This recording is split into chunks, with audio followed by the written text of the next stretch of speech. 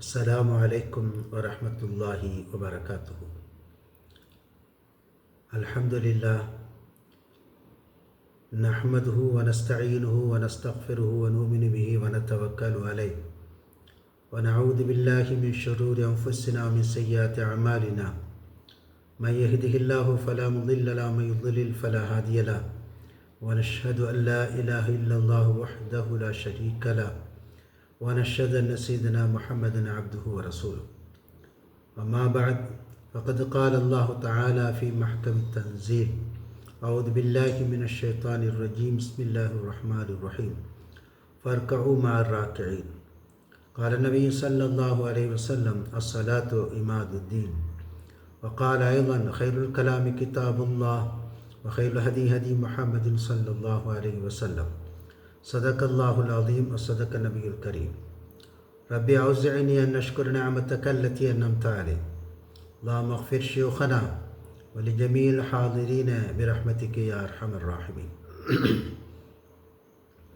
அன்பிற்குரிய அல்லாஹ்வின் நல்லடியார்களே, தாய்மார்களே, சகோதர சகோதரிகளே, இறை வழிபாடுகளிலே, இறை வணக்கங்களிலே கூட்டாக செய்வதற்கு தனித்த மகத்துவம் இருக்கிறது. உதாரணமாக, தனியாக தொழுவதை விட ஜமாத்தாக கூட்டாக தொழுவதற்கு 77 மடங்கு நன்மை இருக்கிறது என்று நபிகள் நாயகம் ஸல்லல்லாஹு அலைஹி வஸல்லம் அவர்கள் சொல்லி சென்றிருக்கிறார்கள்.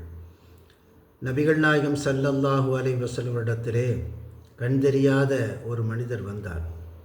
வந்து, இறைத்தூதரே, எனக்கு கண் பார்வை இல்லை, பள்ளிவாசலுக்கு என்னை அழைத்து வரவும் ஆள் இல்லை. இந்த நிலையிலே நான் என் கடமையான தொழுகைகளை வீட்டில் நிறைவு செய்து கொள்ளலாமா, நான் வீட்டிலேயே தொழுது கொள்ளலாமா என்று அனுமதி கேட்டு நின்றார். நபிகள் நாயகம் ஸல்லல்லாஹு அலைஹி வஸல்லம் அவருக்கு அனுமதி அளித்தார்கள்.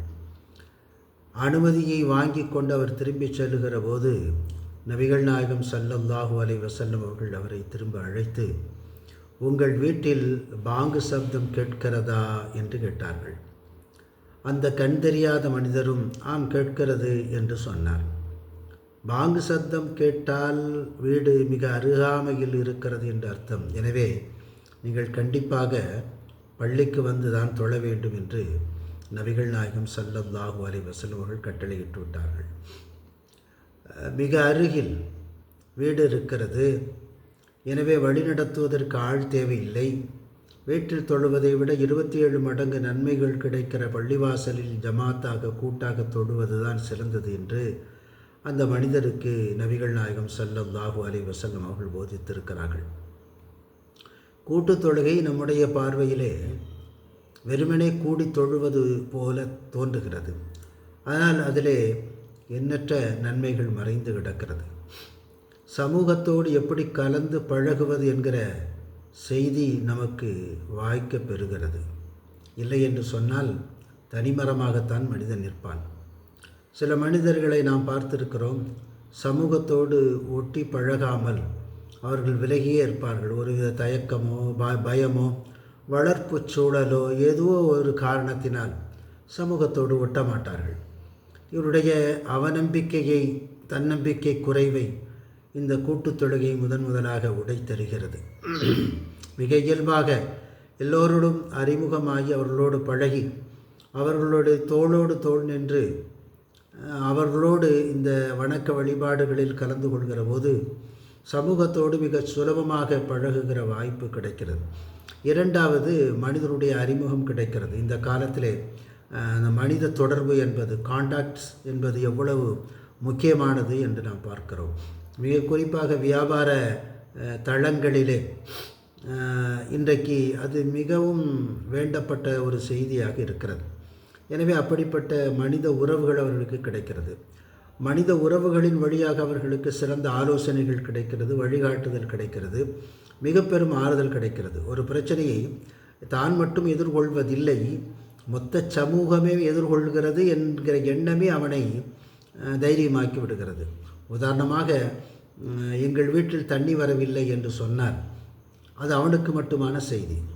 இந்த செய்தியை அவன் பள்ளிவாசலுக்கு எடுத்து கொண்டு போய் கூட்டுத் தொழுகையிலே கலந்து கொண்டதற்கு பிறகு ஒரு 4 பேரிடம் பேசுகிற போது எங்கள் வீட்டிலும் தண்ணி வரவில்லை, எங்கள் வீட்டிலும் தண்ணி வரவில்லை என்று சொன்னால், இந்த செய்தி நமக்கு மட்டுமல்ல எல்லோருக்கும் பொதுவானது என்று அவன் புரிந்து கொள்கிறான். தண்ணீர் வராத இந்த குறையை தனக்கு மட்டுமான குறையாக எடுத்துக்கொள்ளாமல் எல்லாருக்கும் இது ஏற்பட்டிருக்கிறது, அதுபோலத்தான் எனக்கும் ஏற்பட்டிருக்கிறது, சீக்கிரம் சரியாகிவிடும் என்கிற ஒரு நம்பிக்கை அவன் பெறுகிறான். இப்படி எண்ணற்ற சொல்ல முடியாத நன்மைகள் எல்லாம் அந்த கூட்டுத் தொழுகையில் இருக்கிறது.